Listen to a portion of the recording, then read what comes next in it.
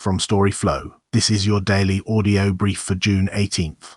Wit here, June 18th. The Comedy Desk 7 sets, sketches, and stunts worth your 8 minutes. Let's get into it. First, from the Onion. Nation proud of self for watching, enjoying original movie. America's collective ego got a little boost this week when the nation announced it had actually sat through a movie that wasn't a sequel, prequel, reboot, or spin-off. The triumph was framed as a civic duty, learning a handful of unfamiliar character names and resisting the urge to shout Nick Fury or the Force during the 2.5-hour runtime. The reaction was oddly modest, as if watching a fresh story was a polite gesture rather than a bold experiment. Some folks said they could picture themselves returning to original cinema every few years, just to keep the novelty alive. The self-congratulation hit a snag when it emerged the so-called original was, in fact, an adaptation of a novel sharing the same title. Today I work K up and when T onto computer to simply check into the net, do my regulars, play crad game with my cyber buddy Nathan, check Amazon for deals, emoji bouncing YouTunes no watching offgos, only bouncing the thumbnails, and check me spam folders for impotent undead Gmails, such as Dear Queen, it is Elton's John, help me or here comes the coupon for a free WFL meal, but then I saw a new button on my browser and I thought to myself, what is TH highs S hit? The button said artificial intelligence and well, WHHYYY do I have THH hat BB autonom S, so I did a little investigation, tuned out that artificial intelligence is a type of thinking item that instead of using humans' brains it's using a computer that knows about thinking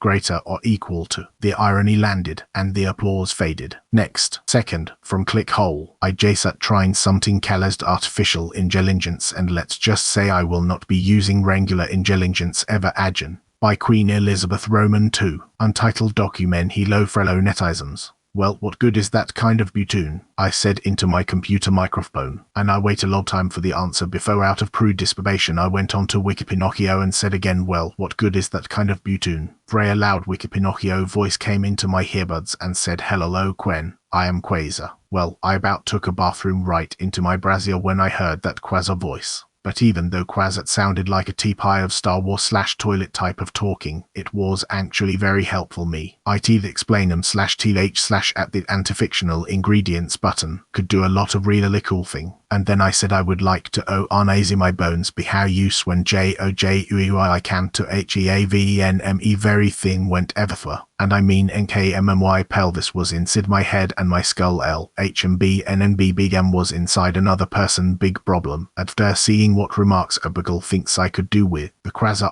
Finchel in Gettons, it made me think, well, I don't need regular intelligence anymore, which is a huge refill. Before, when I want to see a video of something skateboarding, I will have used my regular intelligence to find out how very hard for brain to do that and to see that, but now, using the Quasar fictional intelligence, I can tell it watch video of something skateboarding and it does it for me while I rest.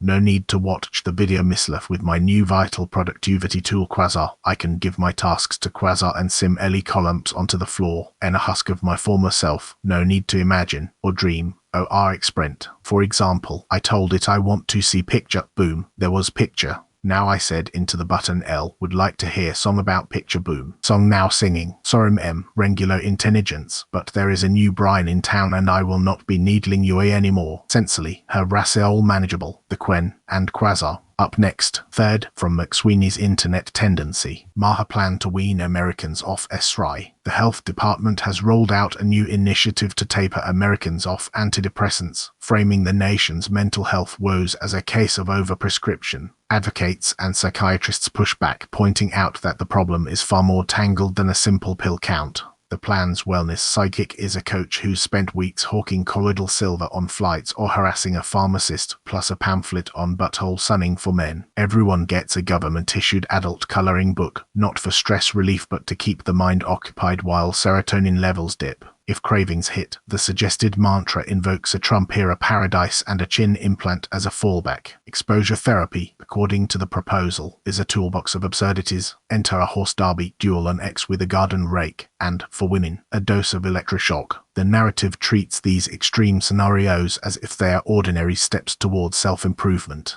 By the end of the schedule, you're supposedly Esra-free, back to the God-intended mix of fear and self-loathing, and just in case you missed it, there's a final reminder to check whether the oven's still on. And then, fourth, from the hard times, friend who doesn't work wants to know if you're free Tuesday at 2:00 p.m. Watertown, Mass. Local privileged layabout Tyler Blake regularly asks friends if they're free to hang out during normal working hours, according to baristas at the cafe where he spends much of his time. Tyler is cool, but he doesn't understand what it's like to work for a living. We all know he's got rich parents and has never had to have a real job, said Blake's friend Mark Slotkin during his 15-minute break. Today he asked if I could meet up for brunch with some girls he met in the city. I reminded him that I work until 5:00 every weekday and also that I'm married. Next, fifth, from the hard times, sociologists confirm child-free women who like Bob Saget are technically daddies. Historically, we have held the belief that people who identify as women and don't have children can't be daddies. Of course, we know trans women with children can identify as dads, and hot men in their 40s without children can be daddies, but only now have we confirmed through rigorous research that women who like Bob Saget are all daddy, said researcher Mildred Spainberger. Cambridge, Mass. Top sociologists at Harvard University revealed that child-free women who like Bob Saget are, in fact, technically daddies, sources on the research team confirmed.